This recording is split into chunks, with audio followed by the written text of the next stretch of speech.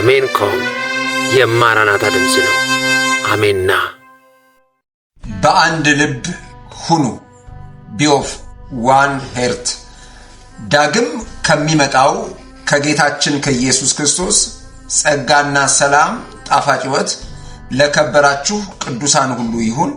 እስከ መጨረሻ ድረስ እንደምወዳችሁ ጌታ ኢየሱስ ያውቃል። ዛሬ ስለ አንድ ልብ እናወራለን። አንድ ልብ እንግዲህ እውነተኛ የክርስቶስ ቤተሰብ መልክና ውበት አንድ ልብ ነው።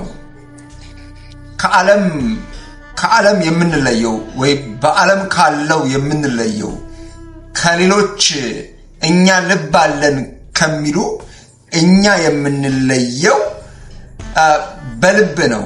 ልባችን ሰው ያለው ልብ ማንኛውም ሰው ያለው ልብ አይደለም። ልባችን ወይም የተቀበልነው ልብ ማንም ሰው ያለው አይደለም። ቃሉም እንደሚል ማንም በክርስቶስ ቢሆን አዲስ ፍጥረት ነው ይላል። ይህ አዲስ ፍጥረት ያለው ልብ ሌላው ያለው ልብ አይነት አይደለም። ይሄ ልብ የክርስቶስ ልብ ነው።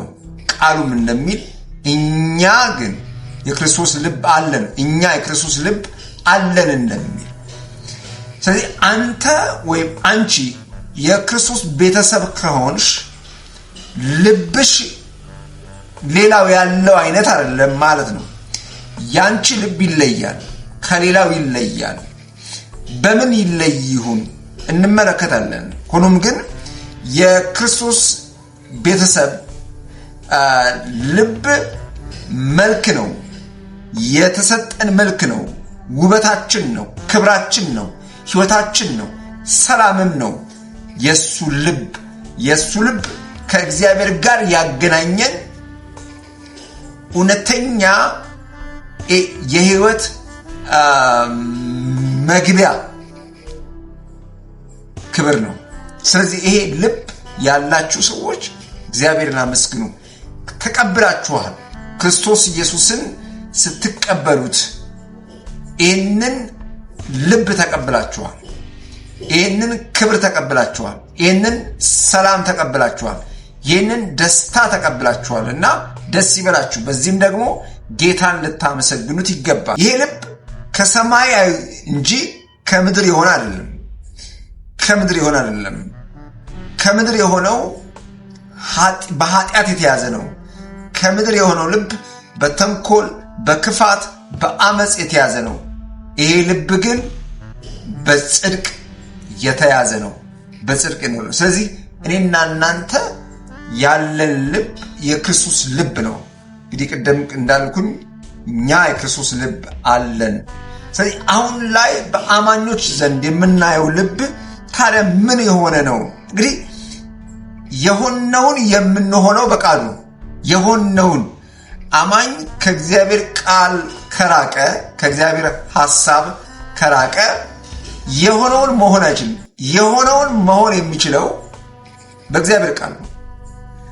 በእግዚአብሔር ቃል እየሆንክ ነው የምትኖረው። የሆንከውን እኮ ነው ባጭሩ። ምንም ከባድ ነገር የለም። የሆንሽውን የምትሆኙ በእግዚአብሔር ቃል ነው፣ በጸሎት ነው የምትሆኙ እና አማኙ አሁን የሚታየው የልብ አንድነት የለም፣ የህይወት አንድነት የለም፣ የሰላም አንድነት የለም። ለምን ሲባል የሆነውን ለመሆን የእግዚአብሔር ቃል ላይ የለም። የእግዚአብሔር ቃል ከሌለህ የሆንከው መሆን አትችልም። የሀብታም ልጅ ስለሆንክ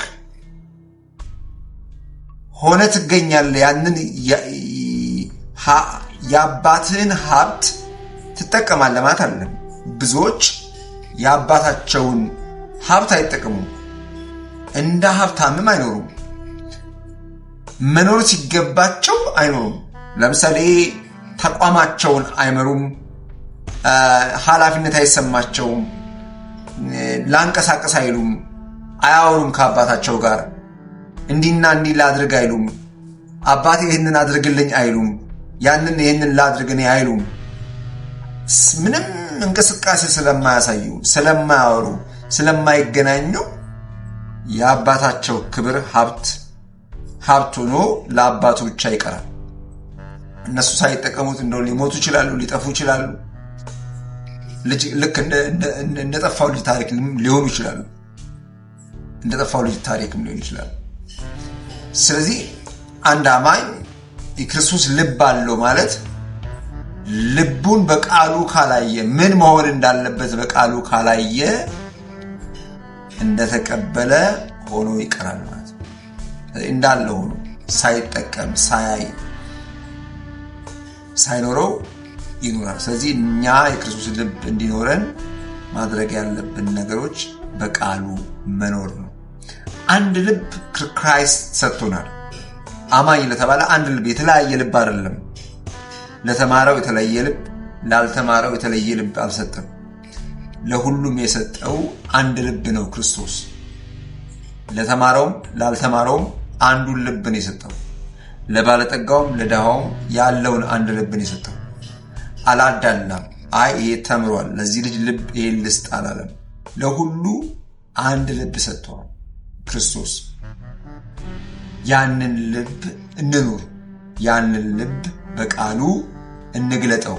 ያንን ልብ፣ ያንን ምህረት፣ ያንን ቸርነት፣ ያንን ፍቅር እኛም በቃሉ እንግለጠው። በቃሉ ይገልጣል። ወርቅ አለ እዚህ ጋር ከተባለ ወርቁ መኖሩ ከተረጋገጠ ወርቁ ይቆፈራል። በቃ ይቆፈራል። የከበሩ ማዕድኖች ያሉበት ቦታ አለ። ያ ቦታ ከታወቀ ወርቁን ለማውጣት ይቆፍራሉ። ያንን ማዕድን ለማውጣት ይቆፍራሉ። እኛ ጋር የክርስቶስ ልብ አለ። ኦኬ፣ በቃሉ ግለጠው፣ በቃሉ አሳይ። አንድ ልብ የሚመጣው በቃሉ ነው። ቃሉ ከሌላችሁ ወርቁ አይወጣም። ቃሉ ከሌላችሁ አንድነት አይወጣም። ፍቅር አይታይም፣ ምሕረት አይታይም። ቃሉ ነው የራቀን። ልቡ አለ፣ ፍቅር አለ ልባችን ውስጥ። ቃሉ ነው የራቀን፣ ሐሳቡ ነው የሌለን። እዚህ ቃሉን ተማሩ፣ ቃሉን እዩ፣ ቃሉን ብሉ፣ ቃሉን ጠጡ። ቃሉ አሁን እናንተ የለኝም የምትሉትን ነገር ያሳያችኋል እንዳላችሁ። ቃሉን ስታዩ ምን ምን እንዳላችሁ ታውቃላችሁ። ብዙ የለኝም የምትሉት መዝሙር ሊኖር ይችላል። አሁን ግን ቃሉን ስትመለከቱ አረ የለኝም የምትሉት ነገር አይኖራችሁም። የለኝም የምትሉት ነገር አይኖራችሁም።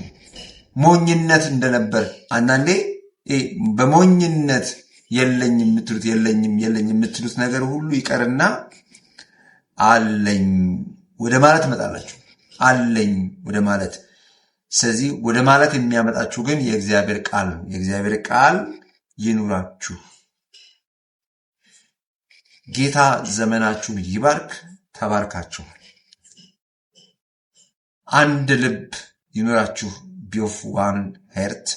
ተባረኩ። እወዳችኋለሁ።